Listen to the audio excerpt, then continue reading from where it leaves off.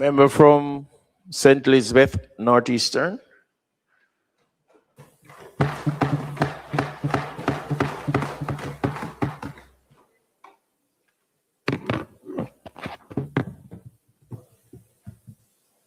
Mr. Speaker, permit me to begin where the Minister started. I also on this side wish to add that we support the proposed amendments to the Jury Act, and I do not know that anyone in their right mind could reasonably object to that course being pursued. The truth is, the right to being tried by a jury of one's peer brings and bears significant historical and crucial importance, and so we welcome that. I have spoken in other forum about the need for us to improve the stipend which is paid to our jurors so as to ensure that we can have sufficient members being prepared to serve as jurors. And so I do believe that we can all agree that that is a welcomed addition that we're looking forward to supporting. I must confess, though, Mr. Speaker, that I listened with a sense of apprehension as I heard discussions or reference being made to the plea Negotiations and Agreements Act, because whereas we can understand and agree that in principle that will serve and can potentially serve to actually improve the pace at which justice travels, the truth is when we still have legislation such as the Firearms Act, which contemplate and provide for mandatory minimum sentences, then it really defeats the whole purpose of having a plea negotiation bill. And people will very well take the position, Minister, that they might as well take their chances rather than to actually enter a plea. And so it is hoped that whilst we are contemplating amendments to the Jury Act and various other pieces of legislation, we will hasten to contemplate amendments to the Firearms Act, which will hopefully see us review those sections which deal with mandatory minimum sentences. And finally, as it relates to the court infrastructure, which one can understand has been very topical, particularly over the last few days. Not only should there be a discussion, Minister, as to whether we will depart from bench trials, from jury trials and engage in bench trials, I think we should also widen the scope of those discussions to really look seriously at contemplating whether it would serve the interest of justice for us to accede to request in other domain that the court, the judiciary, be allowed to determine its own capital budget. I know that there are ample precedents in jurisdictions such as Kenya, Guyana, where all of that actually currently obtains, and that allows for better administration in terms of, because if we are being candid, and I mean absolutely no disrespect, Minister, but if we're being honest, we would agree that to court. The minister also does not go to court. And the persons who actually are closer to the system, who better know what needs to be done, what errors need to be corrected, what aspects of remote hearing, machineries, computers are down and need to be fixed. Those persons who are better able to address those concerns because they know the concerns, having lived it, practiced it on a daily basis, are those who are in the courts. And so I do believe that we really ought very strongly. I wish to state very clearly, I do not propose to state a position, but I do propose that we ought to examine and consider whether best practices would dictate that that is a consideration that is adopted over the course or the passage of time. And I hope that the minister will give due consideration to that. So in conclusion, we support the call for the amendment to the Jury Act. We support the reference to the Joint Select Committee for consideration as to whether we should depart from jury trials and engage in bench trials. And we call for the minister to give contemplation as to whether the judiciary should be able to determine its own capital budget. Thank you.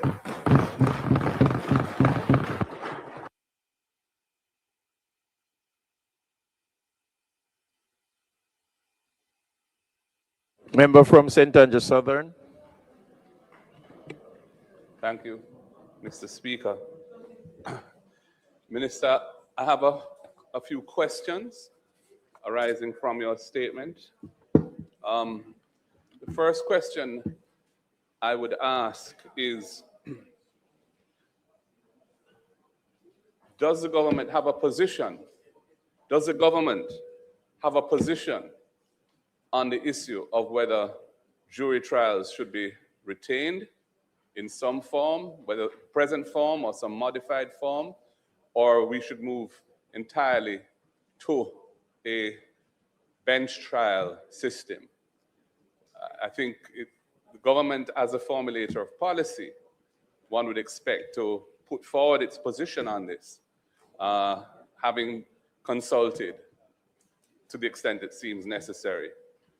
I'm not sure what the government's position on it is. To send it to a joint select committee for a discussion without the policy of the government being clear seems odd to me.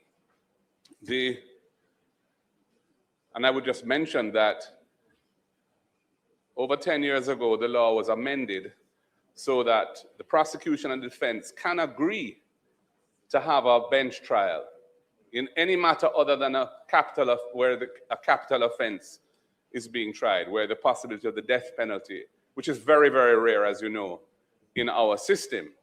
So for all practical purposes, the system now allows the parties to a criminal case in the Supreme Court or the Circuit Court to agree that it be a bench trial. I don't know to what extent that provision is being utilized, but to the extent that it is not being utilized, that would seem to indicate that there remains some desire, either on the prosecution side or on the defense side, or perhaps both, for jury trials to remain the norm. I would like to know if there's any data around the extent to which that provision is being used and parties are electing to have a bench trial in matters which would otherwise have to be tried by jury.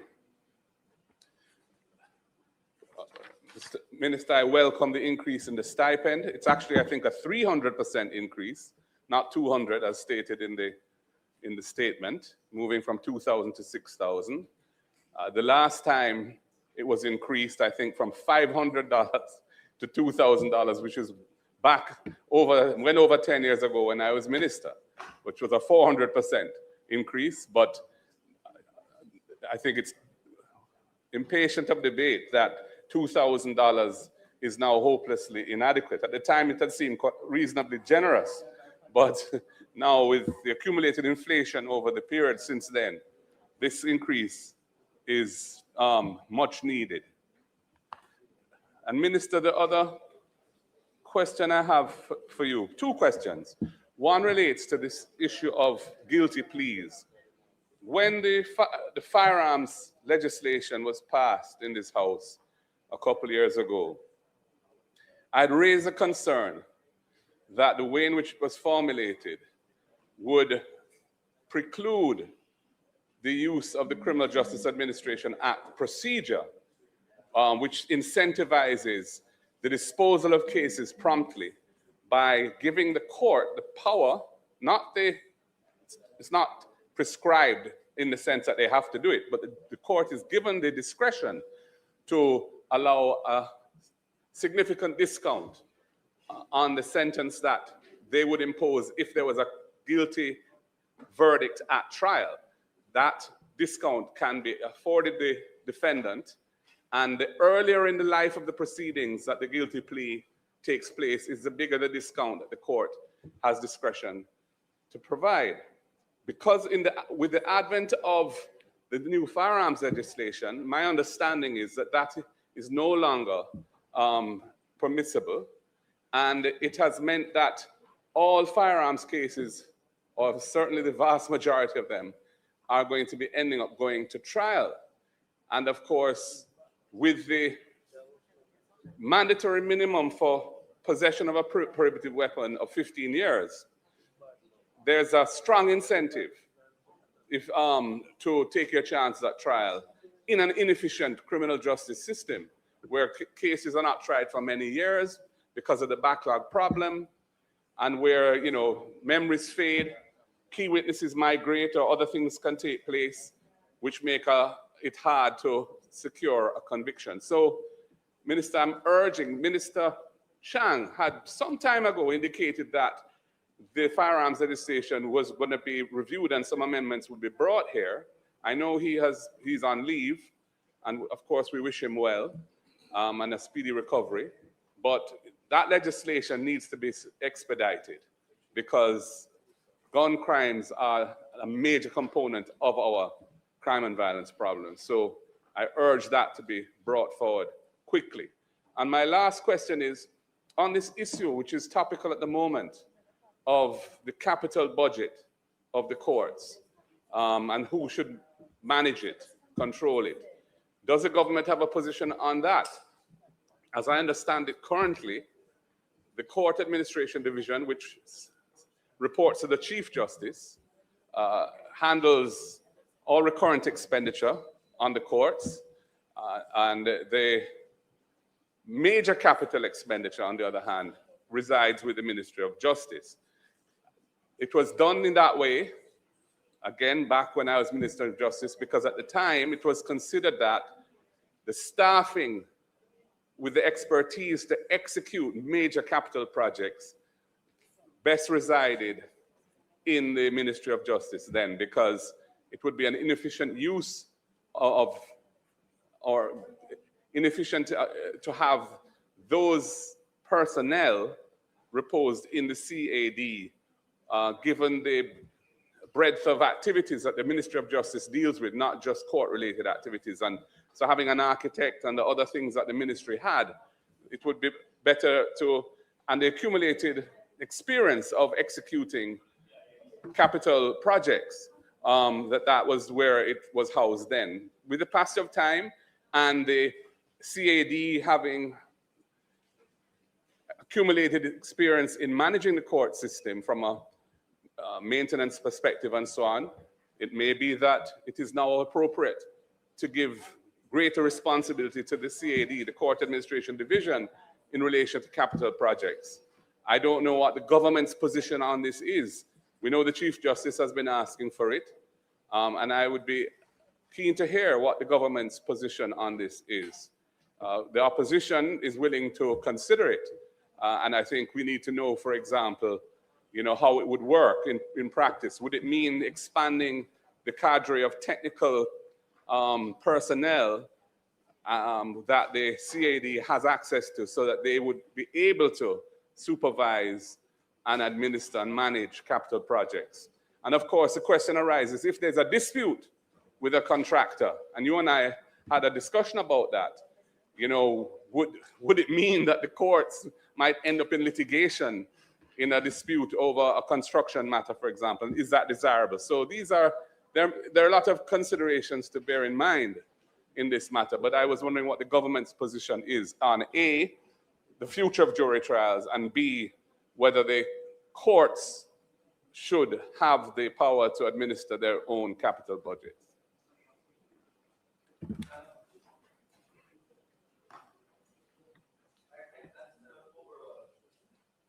Because both the member from Northeast and Northeast St. Elizabeth. Minister, just a moment.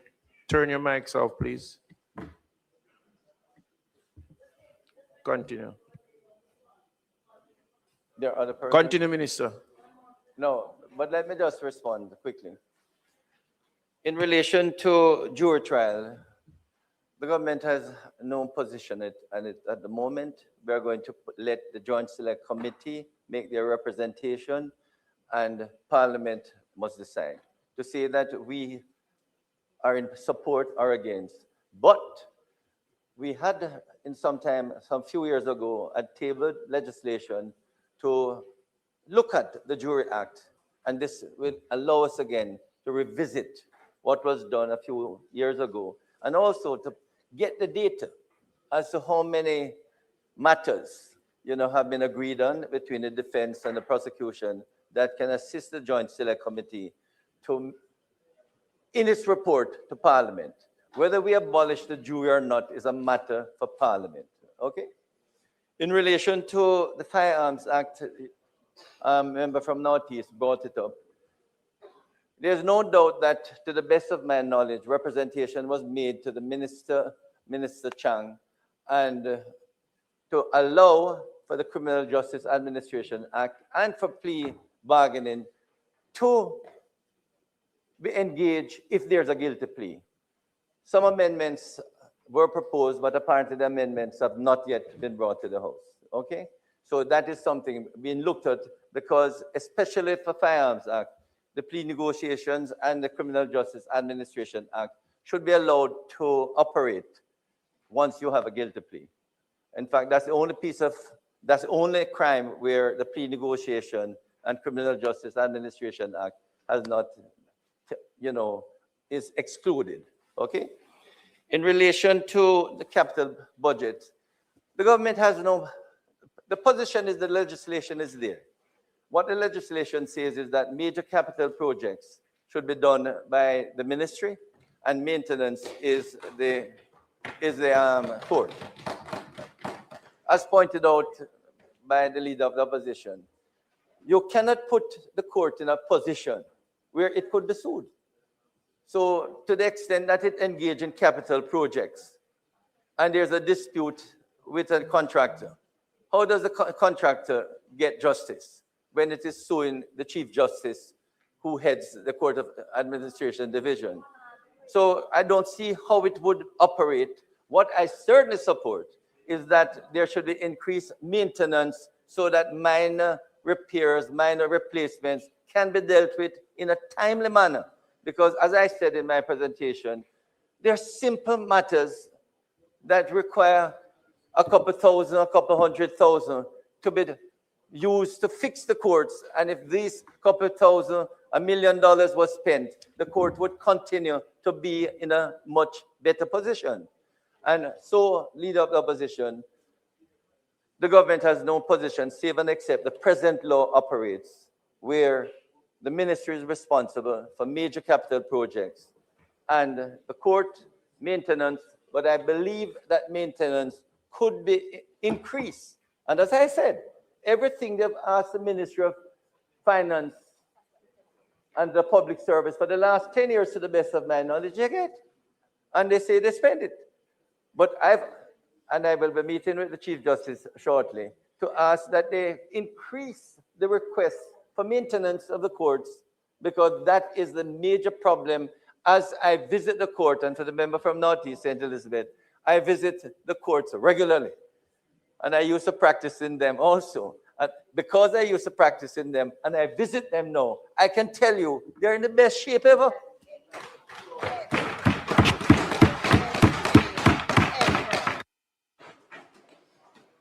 Member from Portland Eastern. Thank you, Mr. Speaker. Minister, my question is in relation to the amendment to the stipend. The stipend, the increase in the stipend. Now, what would be the purpose of increasing if there is possibly a contemplation that the extinction of the Jury Act would take place? That's the first question. It seems that we're celebrating something that is going to be pulled away from us. So the next thing, I do take the point that in relation to the abolition of the Jury Act, that it lies with Parliament, but we actually take our instructions, or we are representations of representatives of the people.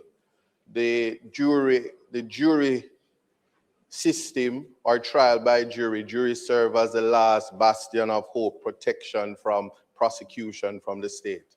So it's a case where persons must even have a feeling that they're being tried by their peers. Even in today's what peers look like is a bit different, but that the aspect that the layman is participating. So we invite citizens to participate and encourage them to participate in the voting process, but here it is now they're being excluded and the power that they're to have is being taken away from them.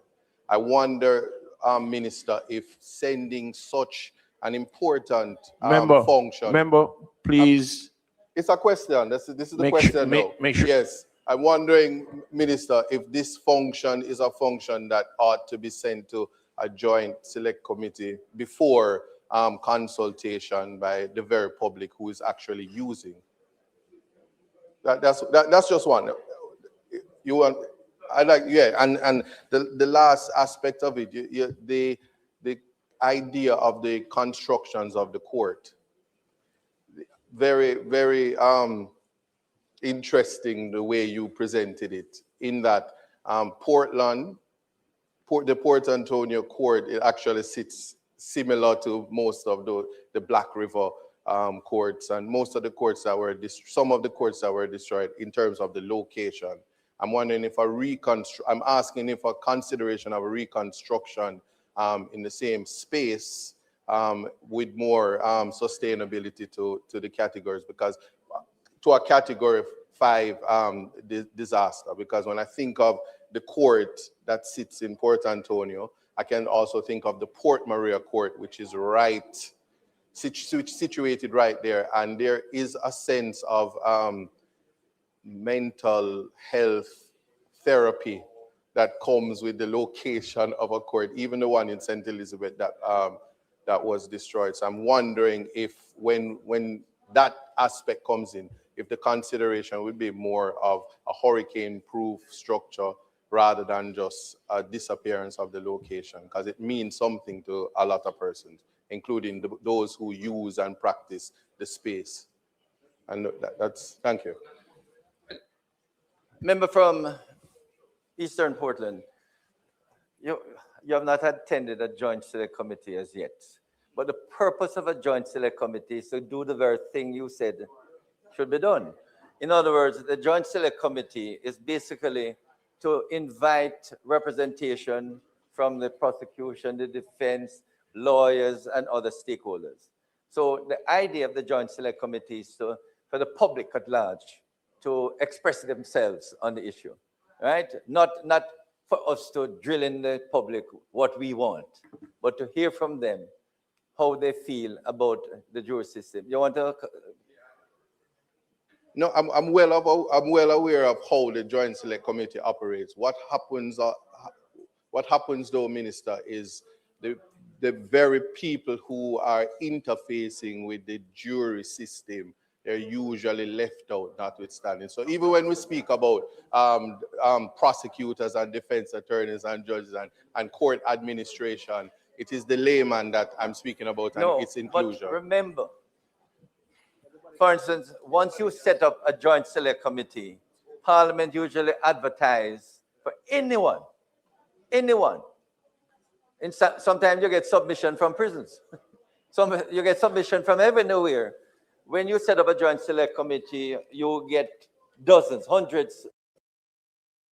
So no one is excluded. So bear that in mind, okay? So it will be an opportunity for all the stakeholders, and I mentioned in the presentation, and the public, to let us know how they feel about what you and I and others may consider a very important feature of our democracy, that the people can participate in juries. But your position and my position, we are not going to impose it on everybody. Let us hear from them how they feel, okay? In relation to courthouses, most of the courthouses, remember that our people live on the coastline and our towns are on the coastline. Now, it was very sad what happened to Black River. That's a court which, amazing, which just spent close to 100 million to fix. We still haven't even finished paying the contractor. just to see everything collapse. So you will understand how the Prime Minister, and I know he has said it, we have to look at where do we locate the Black River town. And as you will appreciate, the parish court will be a part of the town. You know, it's not going to be on its own. And quite frankly, the Port Antonio court is in good, excellent condition. We wouldn't even want to think of moving it, okay? Member from St. Thomas Eastern. Thank you kindly, Mr. Speaker. Minister, I'd just like to ask, I welcome, and all citizens of St. Thomas will welcome the courthouse. But I'm asking, how much per month will that courthouse cost?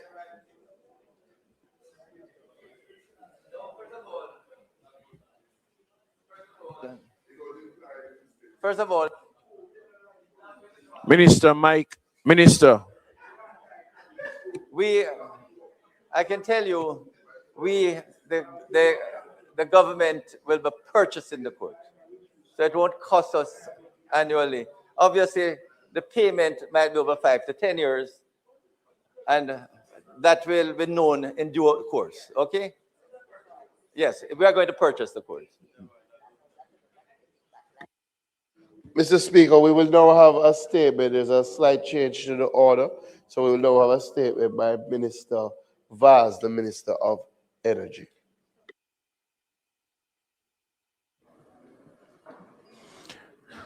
Member from Portland Western.